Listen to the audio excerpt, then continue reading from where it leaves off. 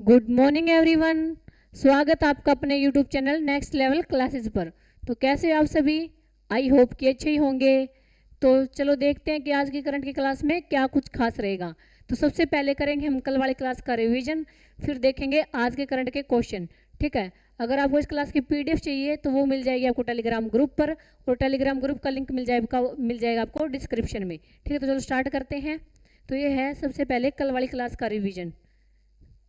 तो ये है हमारा फर्स्ट क्वेश्चन, ये है कि हाल ही में भारत में कहाँ जोरासाइट खनिज की खोज की गई है जो मंगल ग्रह पर भी पाया गया है। तो कौन से खनिज की खोज की गई है? ये की गई जोरासाइट की। ठीक है, तो ये कहाँ खोज की गई इसकी? ये की गई कच्छ गुजरात में। कहाँ की गई है? कच्छ गुजरात में की गई। ये खास क्यों है? क्योंकि मंगल ग्रह पर भी पाया गया है। चलो नेक्स्ट क्वेश्चन की ओर। नेक्स्ट क्वेश्चन हमारा क्या है? ये कि हाल ही में आईसीएमआर ने ब्रेन इंजरी के लिए सीटीएमआरआई के स्थान पर कौन सा टूल लॉन्च किया है? ठीक है, तो ये ब्रेन इंजरी के लिए कौन सा टूल लॉन्च किया है भाई? तो ये किया है सेरेबो। कौन सा किया? ये किया है सेरेबो। ठीक है, और क्यों किया है? ये किया ब्रेन इंजरी के लिए। तो चलो नेक्स्ट क्वेश्चन की ओर। नेक्स्ट क्वेश्चन हमारा क्या है? तो नेक्स्ट क्वेश्चन हमारा कि एयर क्वालिटी लाइफ इंडेक्स 2025 के अनुसार भारत का सबसे प्रदूषित शहर कौन सा है? तो सबसे प्रदूषित शहर कौन सा है भाई? तो ये तो आपको पता है, ये कौन है? ये है दिल्ली। कौन है ये है दिल्ली, जो कि 8 साल से टॉप पे रह रहा है। चलो नेक्स्ट क्वेश्चन क्यों। नेक्स्ट क्वेश्चन हमारा क्या है? ये कि हाल ही में food safety and standard authority of India के सीईओ के रूप में किसने कार्यभार संभाला है? तो किसने संभाला ये कार्यभार? तो ये संभाला रजित पुन्हानी ने। किसने संभाला ये? तो संभाला रजित पुन्हानी ने। चलो नेक्स्ट क्वेश्चन क्यों। नेक्स्ट क्वेश्चन हमारा क्या है? तो हमारा नेक्स्ट क्वेश्चन है कि हाल में भारत और थाईलैंड के बीच संयुक्त सैन्य अभ्यास कहाँ आयोजित हुआ है? तो सबसे पहले अभ्यास का नाम देखेंगे। अभ्यास का क्या नाम है? ये है मैत्री। तो ये कहाँ पे स्टार्ट हुआ है भाई? ये है उमरोई मेघालय में। कहाँ स्टार्ट हुआ है ये? तो ये है उमरोई मेघालय में स्टार्ट हुआ है। चलो नेक्स्ट क्वेश्चन क्यों। नेक्स्ट क्वेश्चन हमारा क्या है? ये कि हाल ही में फुजेरा ग्लोबल सुपरस्टार 2025 शतरंज टूर्नामेंट किसने जीता है? तो किसने जीता भाई? तो ये जीता प्रणव वैन कैटेस ने। किसने जीता ये? तो ये जीता प्रणव ने। ठीक है, चलो नेक्स्ट क्वेश्चन की ओर। नेक्स्ट क्वेश्चन हमारा क्या है? ये कि हाल ही में पीएम मोदी सेमिकॉन इंडिया 2025 का उद्घाटन कहाँ करेंगे? तो ये कहाँ करेंगे भाई? ये करेंगे यशोभूमि न्यू दिल्ली में। कहाँ करेंगे ये करेंगे यशोभूमि न्यू दिल्ली में। ठीक है, तो चलो नेक्स्ट क्वेश्चन की ओर। नेक्स्ट क्वेश्चन हमारा क्या है? ये कि हाल ही में भारत में कपास किसानों को सशक्त बनाने के लिए कौन सा ऐप लॉन्च किया है? तो कौन सा ऐप लॉन्च किया भाई? तो ये किया कॉटन किसान ऐप। कौन सा ऐप लॉन्च किया है? तो ये किया कॉटन किसान ऐप। ठीक है, तो चलो नेक्स्ट क्वेश्चन की ओर। नेक्स्ट क्वेश्चन हमारा क्या है? तो नेक्स्ट क्वेश्चन हमारा कि हाल ही में राष्ट्रीय शिक्षक पुरस्कार 2025 के लिए भारत भर से कितने शिक्षकों को चयन किया गया है? तो कितने शिक्षकों को चयन किया गया है? ये किया गया 45 शिक्षकों का। कितने शिक्षकों का किया गया? ये किया गया 45 शिक्षकों का। और इनको जो ये पुरस्कार कौन प्रदान करेंगे? तो करेगी हमारी राष्ट्रपति द्रौपदी मुर्मू। ठीक है, ये कब प्रदान किए जाएंगे? तो ये किए जाएंगे टीचर्स डे पे। ये कि हाल ही में भारत ने 2025-26 के लिए अफगान छात्रों को कितनी ई छात्रवृत्तियां प्रदान की है? तो कितनी की है भाई? ये की है 1000। कितनी छात्रवृत्तियां प्रदान की है? ये की है 1000। ठीक है, तो यहाँ से अपनी आज के करंट के क्वेश्चन देखते हैं। ठीक है, टुडे करंट अफेयर क्वेश्चन। तो चलो देखते हैं आज का हमारा फर्स्ट क्वेश्चन क्या है? कि अगली पीढ़ी के जीएसटी सुधारों में दरों का सरलीकरण किन 2 स्लैब पर केंद्रित है? ठीक है, तो सबसे पहले हम देखेंगे कि जीएसटी का गठन कब हुआ था। तो जीएसटी का गठन कब हुआ था भाई? जीएसटी परिषद का गठन कब हुआ था? तो ये हुआ था 101वें संविधान संशोधन 2016 में। इसका गठन कब हुआ था? तो इसका गठन हुआ था 101 संविधान संशोधन 2016 में इसका गठन हुआ था। ठीक है, और जीएसटी लागू कब हुई थी भारत में? तो भारत में जीएसटी कब लागू हुई थी? तो लागू हुई थी 1 जुलाई। कब लागू हुई थी? 1 जुलाई 2017 को। ठीक है, कब लागू हुई थी? 1 जुलाई 2017 को लागू हुई थी। ठीक है, और है जीएसटी परिषद है, ये कौन से मंत्रालय के अंतर्गत आता है? तो कौन से मंत्रालय के अंतर्गत आता है? तो आता है वित्त मंत्रालय के अंतर्गत। कौन से मंत्रालय के अंतर्गत आता है? तो आता है वित्त मंत्रालय के अंतर्गत। ठीक है, तो अभी वित्त मंत्रालय के मंत्री कौन है भाई? तो मंत्री कौन है वित्त मंत्रालय के मंत्री? तो ये है श्रीमती निर्मला सीतारमण। ठीक है, कौन है ये? तो ये है निर्मला सीतारमण। निर्मला सीतारमण। ठीक है, और जीएसटी कौन से आर्टिकल के अंतर्गत आता है भाई? तो जीएसटी कौन से आर्टिकल के अंतर्गत आता है? तो आर्टिकल कौन से के अंतर्गत आता है? तो ये आता है आर्टिकल, ये आता है 272 279A के अंतर्गत। कौन से आर्टिकल के अंतर्गत आता है? तो ये आता है 279A के अंतर्गत आता है। ठीक है, तो जब जीएसटी लागू हुआ उस टाइम पे कितनी स्लैब थी? उस टाइम पे 4 स्लैब थी। ठीक है, जब जीएसटी लागू हुआ उस टाइम पे कितनी स्लैब थी? उस टाइम पे थी 4। ठीक है, कौन कौन सी? 5%, 12%, 18% और 28%। ठीक है, तो अभी है जो जीएसटी परिषद ने घोषणा की है कि अभी है जो अभी 22 सितंबर से ओनली 2 स्लैब रहेगी जीएसटी की। कौन कौन सी 2 स्लैब रहेगी? तो ये रहेगी 5 और 18। ठीक है, ये रहेगी 5 और 18, 12 को है और 28 को समाप्त कर दिया जाएगा। कब समाप्त कर दिया जाएगा? तो ये कर दिया जाएगा 22 सितंबर को। कब समाप्त कर दिया जाएगा? तो ये 22 सितंबर को कर दिया जाएगा। ठीक है, तो इससे क्या लाभ मिलेगा भाई? तो इससे ये लाभ मिलेगा कि जो वस्तुएं हमारी वो सस्ती हो जाएंगी। ठीक है, तो है जो 5% किस पे लगेगा? तो 5% लगेगा खाने पीने की वस्तुओं पे और दैनिक उपयोगी वस्तुओं पे जो 5% लगेगा। ठीक है, और 18% किस पे लगेगा? तो 18% लगेगा जैसे इलेक्ट्रॉनिक सामान हो गया, कार हो गया, मोबाइल हो गया, फ़ोन हो गया। ठीक है, तो इस पे 18% लगेगा। ठीक है, तो ये घोषणा है, ये जो है कब लागू होगी 2 स्लैब? तो ये लागू होगी 22 सितंबर को। कब लागू होगी ये? तो ये जो 22 सितंबर को ये लागू हो जाएगी। ठीक है, फिर ओनली 2 स्लैब रहेगी। फिर तो कौन कौन सी 2 स्लैब रहेगी? तो ये रहेगी 12 और 5 और 18%। ठीक है, कौन सी 2 स्लैब रहेगी? तो ये रहेगी 5 और 18 स्लैब रहेगी। ठीक है, तो अपना राइट आंसर क्या रहेगा? तो अपना राइट आंसर क्या है? तो भाई यहाँ पे क्वेश्चन इसमें ऑप्शन में गलती है, यहाँ पे 18 कर लेना। ठीक है, यहाँ पे 18 कर लेना। तो अपना राइट आंसर क्या रहेगा? अपना राइट आंसर रहेगा बी। क्या रहेगा अपना राइट आंसर? तो ये रहेगा बी कि अगली पीढ़ी नेक्स्ट जन जीएसटी रिफॉर्म के जो है रेट दरों के लिए जो कितनी जो कितनी 2 स्लैब डिसाइड की गई है। तो ये कौन सी 2 स्लैब डिसाइड की गई है? कि ये 5 और 18। ठीक है, तो सबसे पहले ये देखेंगे जीएसटी का गठन कब हुआ था? तो जीएसटी का गठन हुआ था 101 संविधान संशोधन के अंतर्गत है, जो 2016 में इसका गठन हुआ था। जीएसटी लागू कब हुई थी? तो लागू हुई थी 1 जुलाई 2017 को ये लागू हुई थी। ठीक है, और जीएसटी ये कौन से मंत्रालय के अंतर्गत आता है? तो ये आता है वित्त मंत्रालय के अंतर्गत। तो वित्त मंत्रालय के मंत्री कौन है भाई? तो यह है निर्मला सीतारमण जी। ठीक है, तो और क्या था इसमें? तो है इसमें, और ये जीएसटी कौन से आर्टिकल के अंतर्गत आता है? तो ये आता है 279A आर्टिकल के अंतर्गत आता है। ठीक है, तो अभी ये जो जीएसटी परिषद ने एक बड़ी घोषणा की है। क्या घोषणा की है? कि ये भी है जो ओनली 2 स्लैब रखी जाएंगी जीएसटी की। कौन कौन सी 2 रखी जाएंगी? तो ये रखी जाएंगी 5 और 18%। पहले जीएसटी की स्लैब कितनी होती थी? पहले होती थी 4, 5% और 12%, 18% और 28%। ठीक है, अब कितनी रहेंगी 22 सितंबर से? तो 22 सितंबर से रहेगी ओनली 2 स्लैब, 5 और 18। ठीक है, चलो नेक्स्ट क्वेश्चन क्यों। नेक्स्ट क्वेश्चन हमारा क्या है? ये कि पर्यटन बढ़ाने के लिए हाल ही में ऋतु कैलेंडर 2025 किसने जारी की है? तो किसने जारी की है भाई? तो किसने जारी की है? तो ये किया है, पहले तो देखें कैलेंडर का नाम क्या है? तो यह ऋतु कैलेंडर। ठीक है, और ये किसने जारी किया भाई? ये किया मेघालय गवर्नमेंट ने। ठीक है, किसने किया ये किया मेघालय गवर्नमेंट ने की है। तो है जो ये क्यों किया है? क्यों किया ये? तो ये किया है पर्यटन को बढ़ावा देने के लिए। पर्यटन को बढ़ावा देने के लिए इसको जारी किया, पर्यटन को बढ़ावा देने के लिए। ठीक है, तो मेघालय के सीएम कौन है भाई? मेघालय के सीएम कौन है? आप लोग कमेंट बॉक्स में बताना। ठीक है, और मेघालय की कैपिटल क्या है? राजधानी क्या है कैपिटल मेघालय की? तो है शिलोंग। क्या है इसकी कैपिटल? तो ये शिलोंग। और सीएम कौन है? ये आप लोग जरूर जरूर कमेंट बॉक्स में बताना। ठीक है, तो चलो नेक्स्ट क्वेश्चन की ओर। नेक्स्ट क्वेश्चन हमारा क्या है? ये कि हाल ही में जलवायु कार्रवाई के लिए संयुक्त क्रेडिटिंग मैकेनिज्म समझौता किन 2 देशों के बीच हुआ है?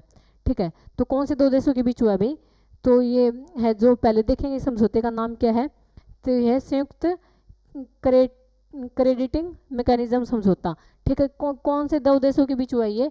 तो ये इंडिया और जापान के बीच। ठीक है, किसके बीच हुआ है ये? तो ये हुआ है इंडिया और जापान के बीच। ठीक है, ये क्यों हुआ है? ये जलवायु कार्रवाई के लिए हुआ है। क्यों हुआ है ये?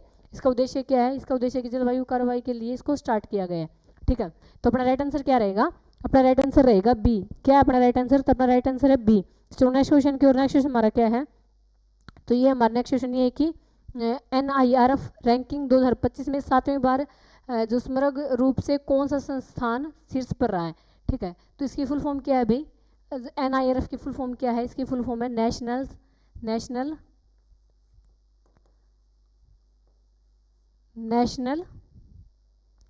इंस्टीट्यूट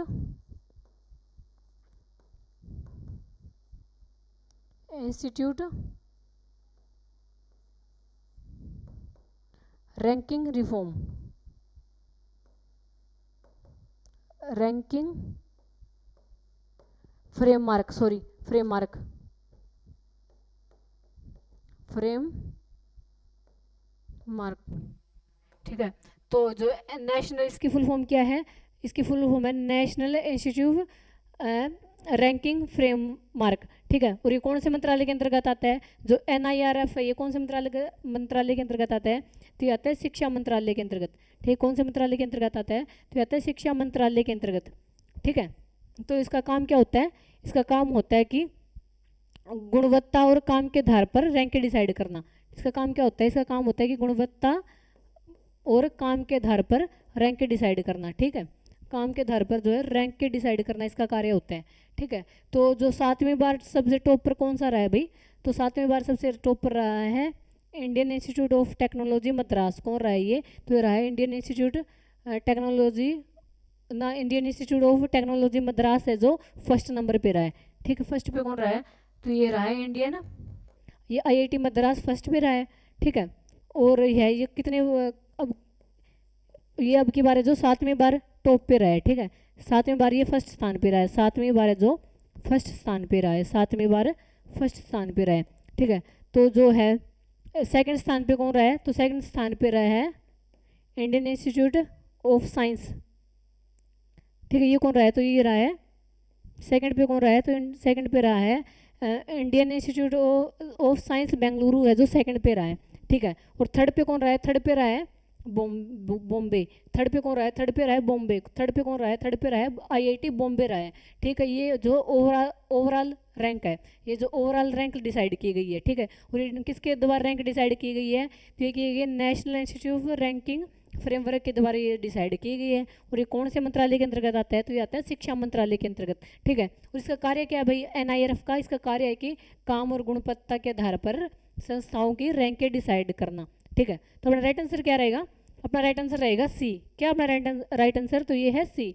चलो नेक्स्ट क्वेश्चन की ओर। नेक्स्ट क्वेश्चन हमारा क्या है, ये कि सेना स्पेक्टाबिलिस के फैलाव को रोकने के लिए वाइनोड मॉडल किस राज्य ने शुरू किया है, तो है जो सेना स्पेक्टाबिलिस, ये क्या है भाई, तो ये एक वृक्ष है, ठीक है। ये पर्णपाती वृक्ष है, क्या है ये, तो ये पर्णपाती वृक्ष।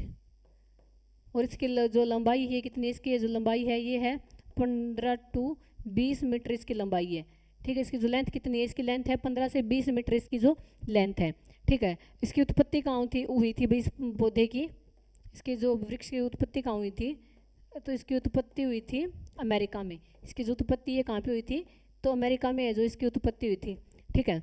तो भारत में क्यों लाया गया था, तो भारत में ये इसलिए लाया गया था क्योंकि है जी इस पे फूल पीले रंग के फूल लगते हैं जो कि देखने में बहुत ही सुंदर है, ठीक है। इसलिए इसको भारत में लाया गया था, ठीक है। तो अब समस्या क्या आ रही है भाई, तो अब समस्या ये आ रही है कि ये बहुत तेज़ी से फैलता है, ठीक है। तो बाकी जो बाकी जंगल में पेड़ पौधे हैं तो उनको उगने नहीं देता, तो फिर उनको नहीं उगने देगा तो बाकी भाई जीव जंतु क्या खाएंगे, तो इसलिए दिक्कत आ रही है, ठीक है। तो है सबसे ज़्यादा भारत में कहाँ फैल रहा है, तो सबसे ज़्यादा भारत में कहाँ पे फैल रहा है, तो ये फैल रहा है वायनाड वन्य जीव अभ्यारण्य में, ठीक है। कहाँ फैल रहा है ये, तो वो बोल रहा है वायनाड वन्य जीव अभ्यारण्य में फैल रहा है, ठीक है। ये सबसे ज़्यादा जो कहाँ पे फैलाव हो रहा है इसका, तो ये हो रहा है वायनाड वन्य जीव अभ्यारण्य में, वन्य जीव अभ्यारण्य में जो तेज़ी से फैल रहा है, अभ्यारण्य में जो तेज़ी से फैल रहा है ये, ठीक है।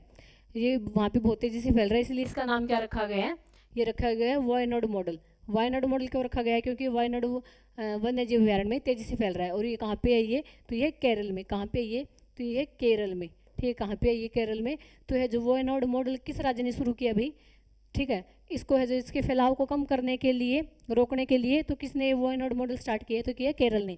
किसने किया ये, तो ये किया केरल ने, ठीक है। तो हमारा क्वेश्चन क्या है कि ये सेना स्पेक्टाबिलिस के फैलाव को रोकने के लिए वायनाड मॉडल किस राज्य ने शुरू किया है, तो कौन से सबसे पहले देखेंगे स्पेक्टाबिलिस क्या भाई, तो एक पर्णपाती वृक्ष है जिसकी लंबाई रहती है 15 से 20 मीटर, ठीक है। इसकी उत्पत्ति कहाँ हुई थी, तो इसकी उत्पत्ति हुई थी अमेरिका में। और अभी भारत में क्यों लाया गया था ये, क्योंकि है जो इस पर पीले रंग के फूल लगते हैं जो कि दिखने में बहुत ही सुंदर होते हैं, तो इसको है जो सजावट के लिए भारत में लाया गया था, ठीक है।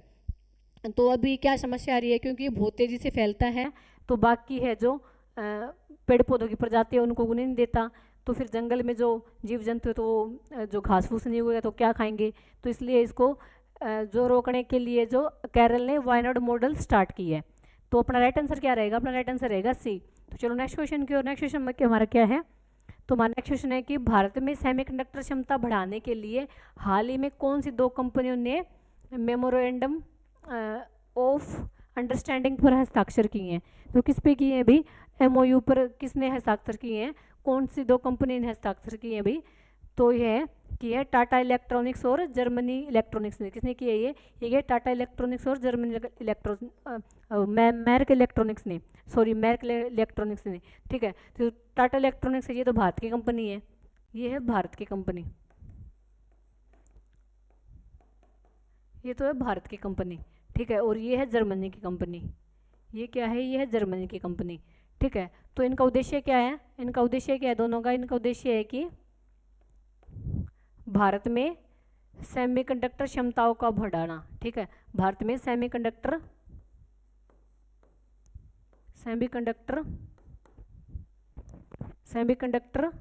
क्षमता को बढ़ाना, क्षमता को बढ़ाना इसका उद्देश्य। इसका उद्देश्य क्या है, क्षमता को बढ़ाना इसका उद्देश्य है। इसका उद्देश्य क्या है, इसका उद्देश्य है कि भारत में सेमीकंडक्टर क्षमता को बढ़ाना इसका उद्देश्य है। ठीक है, तो है जो जर्मनी से जो मैक कंपनी है, जो चिप बनाने के लिए सामग्री प्रोवाइड करेगी। ठीक है, ये जो मैक कंपनी है ये चिप बनाने के लिए सामग्री प्रोवाइड करेगी, और बाकी का काम है जो टाटा इलेक्ट्रॉनिक्स संभालेगी। ठीक है, जब जो बाकी का काम रह गया उसको बनाने वगैरह का, तो ये टाटा इलेक्ट्रॉनिक्स संभालेगी। ठीक है, तो इसका अपना राइट आंसर क्या रहेगा, तो राइट आंसर रहेगा ए। क्या अपना राइट आंसर, तो अपना राइट आंसर है ए। तो जो टाटा इलेक्ट्रॉनिक्स है इसने है जो धुलेरा गुजरात में प्रोजेक्ट स्टार्ट किया है। ठीक है, धुलेरा गुजरात प्रोजेक्ट स्टार्ट किया है, तो है इससे है जो मैर्क भी जुड़ा हुआ है। ठीक है, इससे जो ये मैर्क भी जुड़ा हुआ है, इससे जो ये मैर्क भी जुड़ा हुआ है, तो अपना राइट आंसर रहेगा ए कि भारत में सेमीकंडक्टर क्षमता बढ़ाने के लिए हाल ही में कौन सी दो कंपनियों ने मेमोरेंडम ऑफ अंडरस्टैंडिंग पर हस्ताक्षर किए हैं। तो किसने किए हैं ये कि टाटा इलेक्ट्रॉनिक्स और मैर्क कंपनियों ने। जो ये टाटा इलेक्ट्रॉनिक्स है ये कहाँ की कंपनी है, तो ये अपने भारत की कंपनी है, और जो मैर्क इलेक्ट्रॉनिक्स है ये कहाँ की कंपनी है, तो ये जर्मनी की कंपनी है। और इनका उद्देश्य क्या है, इनका उद्देश्य कि भारत में सेमीकंडक्टर को बढ़ावा देना इनका उद्देश्य है। ठीक है, चलो नेक्स्ट क्वेश्चन की। नेक्स्ट क्वेश्चन हमारा क्या है, तो हमारा नेक्स्ट क्वेश्चन है कि 2025 में विश्व मुक्केबाजी चैंपियनशिप कहाँ हो रही है। तो ये कहाँ पे हो रही है भाई विश्व मुक्के चैंपियनशिप, तो कहाँ हो रही है ये, तो ये हो रही है इंग्लैंड में। कहाँ हो रही है, ये हो रही है इंग्लैंड में। कहाँ हो रही है, तो ये हो रही है इंग्लैंड में। इंग्लैंड में कहाँ पे हो रही है, तो ये हो रही है लिवरपूल में, लिवरपूल में हो रही है। कहाँ पे हो रही है, ये हो रही है लिवरपूल में, इंग्लैंड में हो रही है। ठीक है, और ये कब से लेकर है कब तक होगी, तो ये कब से लेकर कब तक होगी, 4 टू 14 सितंबर तक होगी। 4 टू 14 सितंबर तक ये मुक्केबाजी चैंपियनशिप चलेगी। और इसमें जो टोटल कितने देश पार्टिसिपेट कर रहे हैं, तो इसमें जो टोटल कितने देश पार्टिसिपेट कर रहे हैं, ये कर रहे हैं 66। कितने देश इसमें पार्टिसिपेट कर रहे हैं, तो ये कर रहे हैं 66। और जो कुल प्रतिभागी है कितने हैं, जो कुल प्रतिभागी है कितने पार्टिसिपेट कर रहे हैं, तो ये कर रहे हैं 540 प्लस। ठीक है, ये कितने कर रहे हैं, तो ये कर रहे हैं 540 प्लस जो इसमें मुक्केबाज पार्टिसिपेट करेंगे। ठीक है, ये तो कौन से वर्ग के लिए स्टार्ट किया गया ये कौन से वर्ग की होगी चैंपियनशिप, ये तो महिला और पुरुष दोनों वर्ग के लिए की चैंपियनशिप है। ठीक है, महिला और पुरुष वर्ग दोनों की चैंपियनशिप है। तो अपना राइट आंसर क्या रहेगा, अपना राइट आंसर रहेगा बी। क्या अपना राइट आंसर, तो अपना राइट आंसर है बी की 2025 में विश्व मुक्केबाजी चैंपियनशिप कहाँ हो रही है, तो कहाँ हो रही है, ये हो रही है इंग्लैंड लिवरपूल में। तो चलो नेक्स्ट क्वेश्चन की। नेक्स्ट क्वेश्चन हमारा क्या है कि भारतीय भाषाओं और विरासत के लिए एआई उपकरण किस आईआईटी में विकसित किए जा रहे हैं। तो किस आईआईटी में विकसित किए जा रहे हैं भाई, तो ये किए जा रहे हैं आईआईटी जोधपुर में। कहाँ विकसित किए जा रहे हैं, तो ये किए जा रहे हैं आईआईटी जोधपुर में विकसित किए जा रहे हैं। ठीक है, आईआईटी जोधपुर में विकसित किए जा रहे हैं, आईआईटी जोधपुर में विकसित किए जा रहे हैं। और क्या किए जा रहे हैं, ये किए जा रहे हैं एआई उपकरण। क्या किए जा रहे हैं, ये किए जा रहे हैं एआई उपकरण। ठीक है, तो इनका काम क्या रहेगा, इनका काम रहेगा भारतीय भाषाओं को भारतीय भाषाओं और विरासत के लिए जो उनको आसान बनाना, समझने और पढ़ने के लिए उनको आसान बना भारतीय भाषाओं, और जैसे ग्रंथ हो गया और जो पुरानी लैंग्वेज होगी तो उनको जो पढ़ने और समझने में आसान बनाना इसका उद्देश्य है। इसका उद्देश्य है कि भारतीय भाषाओं और विरासत के लिए जो उनको पढ़ने और समझने में आसान बनाना इसका उद्देश्य है। ठीक है, इसका उद्देश्य क्या है, इसका उद्देश्य है कि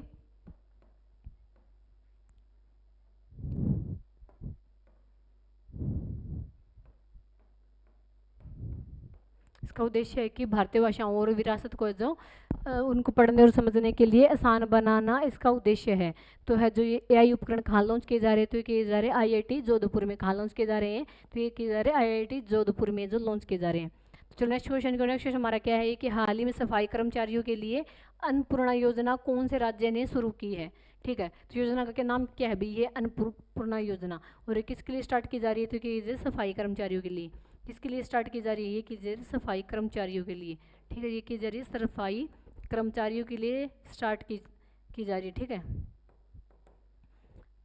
ठीक है। तो इसके अंतर्गत इनको क्या लाभ मिलेगा भाई, तो इनको इसके अंतर्गत है जो इस अन्नपूर्णा योजना के अंतर्गत इनको क्या लाभ प्रदान किया जाएगा, तो इनको है जो 1500 रुपये आर्थिक सहायता दी जाएगी। ठीक है, 1500 रुपये जो सहायता प्रदान की जाएगी, 1500 रुपये आर्थिक सहायता प्रदान की जाएगी। ठीक है, तो ये है क्यों की जाएगी भाई, क्यों की जाएगी उनको 1500 आर्थिक सहायता, ताकि वो पौष्टिक आहार ले सके। ठीक है, ताकि वो पौष्टिक आहार ले सके, ताकि वो पौष्टिक आहार ले सके। तो पौष्टिक आहार के लिए इनको है जो हर मंथ 1500 रुपये दिए जाएंगे। ठीक है, और ये कितने सफाई कर्मचारियों को दिए जाएंगे, तो कितने सफाई कर्मचारियों को दिए जाएंगे, तो ये दिए जाएंगे 700 सफाई कर्मचारियों को। ठीक है, कितने कर्मचारियों को दिए जाएंगे, दिए जाएंगे 700 कर्मचारियों को। ठीक है, और ये योजना किसने स्टार्ट की, तो की केरल ने। किसने स्टार्ट की, ये किए केरल ने। और केरल में कहाँ पे की है, बेंगलुरु में। केरल में कहाँ की गई है, की गई बेंगलुरु में। ठीक है, केरल में कहाँ की गई है, ये की गई बेंगलुरु में। तो अपना राइट आंसर क्या होगा, अपना राइट आंसर होगा डी। क्या अपना राइट आंसर, तो अपना राइट आंसर है डी। तो हमारा क्वेश्चन में क्या पूछ रहा है कि हाल ही में सफाई कर्मचारियों के लिए अन्नपूर्णा योजना कौन से राज्य ने शुरू की है। तो सबसे पहले देखेंगे योजना का नाम क्या है, ये है अन्नपूर्णा योजना। ठीक है, ये किसके लिए स्टार्ट की गई, कि ये सफाई कर्मचारियों के लिए। तो इसके अंदर उनको क्या लाभ मिलेगा, तो इसके अंदर उनको 500 रुपये हर मंथ प्रदान किए जाएंगे, ताकि वो आहार पौष्टिक ले सके। ठीक है, और ये कितने कर्मचारियों को दिए जाएंगे, तो दिए जाएंगे 700 कर्मचारियों को। और ये कौन से राज्य ने स्टार्ट किया, तो ये बेंगलुरु कर्नाटक केरल ने ये स्टार्ट किया है। ठीक है, ओ सॉरी कर्नाटक आएगा भाई, मैंने केरल लिख दिया क्या, यहाँ पे ठीक कर लेना, ये केरल नहीं है, कर्नाटक। ठीक है, तो चलो नेक्स्ट क्वेश्चन का। नेक्स्ट क्वेश्चन हमारा क्या है, तो हमारा क्वेश्चन के हाल ही में UNFA